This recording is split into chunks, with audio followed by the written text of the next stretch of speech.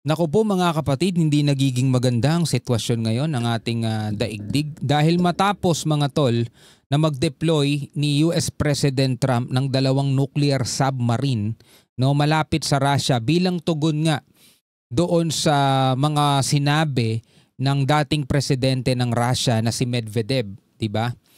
Nag-deploy din mga tol si Putin ng nuclear submarine naman malapit sa NATO nation. Yan, ayon dito sa report na ating panonoorin mula rito sa Times of India. Sabi rito, Russia deploys the nuclear-powered ballistic missile submarine KNYAZ. Posharsky, ang hirap kasi banggitin ng mga salita ng Russia, at the Northern Fleet's home base in the Murmansk region on Saturday. This comes after US President Donald Trump announced the deployment of 2 US submarines near Russia in response to former Russian President Dmitry Medvedev's dead hand threat. Panoorin natin to mga tol, Talagang lumalala ngayon. Hindi lang basta hindi lang basta papanoorin lang natin mga tol. Imagine na lang natin kung ano yung mga pwedeng mangyari kapag itong ambahan nitong dalawang bansang to magkatotoo. Naku po, kahit napakalayo natin dito mga tol, damay-damay tayo dahil ekonomiya ng daigdig mga tol ang maaapektuhan pag ito nang ganap. Sana naman wag ipanalangin natin na sana naman ay humupa ang tensyon sa pagitan nitong mga bansang to. Panoorin natin to mga tol. I would like now to address those who are directly related with military service. Все характеристики, которые заданы были техническим заданием, соответственно, выполняются, поэтому вопросов нет никаких. На таком корабле служит честь и почет. Haba sinabi na pero yun lang Putin's explosive response to Trump's submarine threat. Grabe, hindi magpapatalo Russia, Russia deploys nuclear submarine near NATO nation. So ito na nga. Kians Pozarsky. Ang hirap banggitin, Kenyas Pozarsky in Russia's answer to US nuclear subs.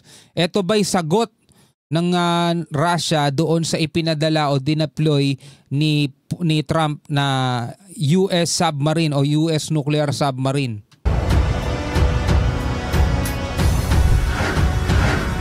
WW3 soon?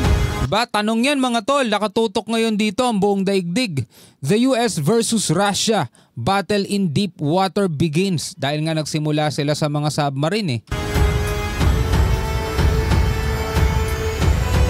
Russian Navy's brand new nuclear-powered ballistic missile submarine reaches Northern Fleet.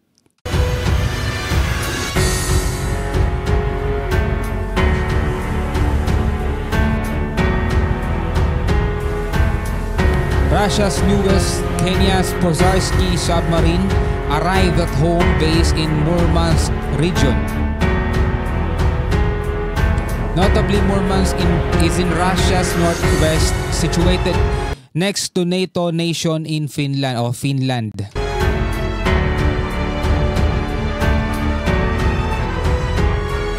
Kenyas Pozarsky submarine is expected to conduct patrols in the Arctic and North Atlantic. So yun yung ine-expect, Magko-conduct daw ng patrol.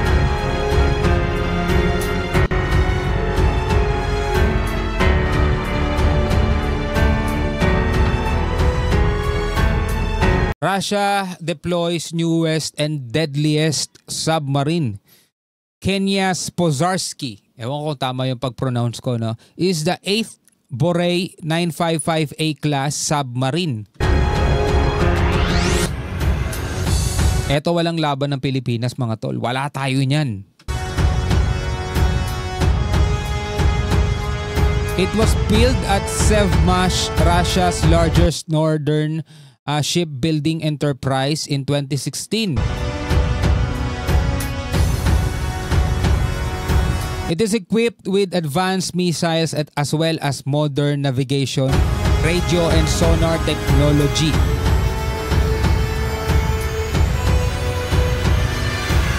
It is approximately 170 meters in length. Wow, mahaba rin ha. And displaces around 24,000 tons. Ang bigat. When submerged.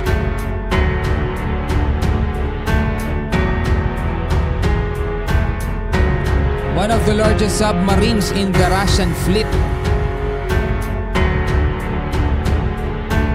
It carries 16 RSM 56 Bulava submarine-launched ballistic missiles. The submarine is equipped with multiple 533mm or 533mm torpedo tubes.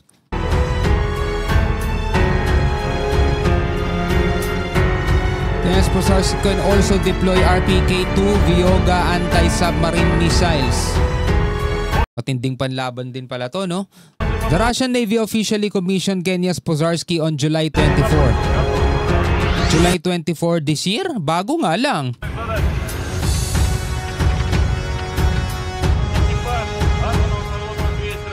Для многих сложность, наверное, заключалась в том, Northern что Fleet Submarine Forces Commander, the nuclear-powered submarine Knyaz Pozharsky has arrived at his home base. семьи находились здесь, с детьми, люди были там, как я уже The crew is in good health. повторюсь, Equipment is in working order. это полугодовое обучение в учебном центре города Сосновый Бор. Once supplies have been replenished, the crew will почти be ready to полтора года carry в out городе its Северодвинск assigned mission. The на nuclear-powered швартовых submarine заводских Knyaz ходовых Pozharsky государственных crew is испытаниях. formed in line. Ibig sabihin nuclear-powered din pala to, no? Once supplies have been replenished, Северодвинск. the nuclear-powered submarine Knyaz Pozharsky's crew is formed in line to mark its arrival at home base. На швартовых, заводских, ходовых государственных испытаниях. Определенная сложность была, но Sir, все задачи Second выполнены. Captain and Submarine Commander Shakhar finished the report. С высоким качеством. Perhaps many found it difficult being away from their families and children. И, в принципе, готовы О, к дальнейшим мероприятиям в родном пункте базирования. Себя ведет хорошо, пока As I said, it was a 6-month course at the training center in Sosnovy Bor, followed by sea and official trials in Severodvinsk for a year and a half. Ang hirap banggitin ng ano nila, no? Mga pangalan nila. показал достойно. Все Severodvinsk. характеристики, которые заданы были техническим заданием, соответственно, выполняются. There were certain difficulties, but all tasks were successfully completed. We are now ready to further mission in our, Поэтому at our вопросов нет home base. никаких.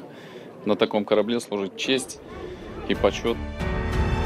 Moscow's submarine deployment coincides with Trump's big decision to move U.S. nuclear subs close. Pwedeng coincidence nga ba to? Nagkataon lang. Trump deployed 2 nuclear submarines near Russia in response to ex-Russian presidents. Former Russian President Dmitry Medvedev had referenced dead hand in a post on Telegram.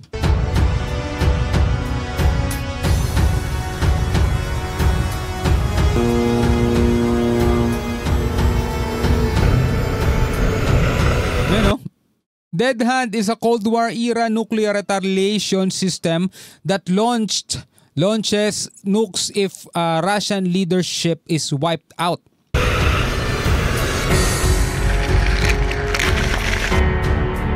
Notably, sabi,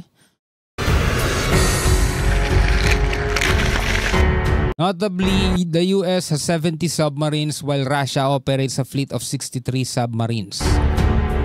Oh, pero mas marami naman ang nuclear warheads ng Russia kaysa sa Amerika, mga tol. Pero syempre, ang hiling natin at dalangin natin ay wag na sanang lumala etong kaguluhan na to sa pagitan ng Russia at saka ng US. Sana matupad yung sinasabi ni Trump na magkaroon na ng ceasefire sa pagitan ng Russia at ng Ukraine at wag nang umabot pa sa mismong Amerika na at saka Russia na ang magbabanggaan. Dahil bukod sa ekonomiya ng buong mundo magiging apektado, mga tol. Diba? Paano kung umabot pa yung labanan nila at lumawak pa sa pandaigdigang level na? Naku po, yari tayo talaga dyan. Anyway, ano ang inyong masasabi, mga tol, dito sa mga report na to na ating nabasa at napanood mula rito sa Times of India? Pwede kayong magbigay ng inyong komentaryo, ng inyong reaksyon. No? Comment na lamang kayo sa ibaba. Hanggang sa muli, ako nga pala si Shobal D. Peace out.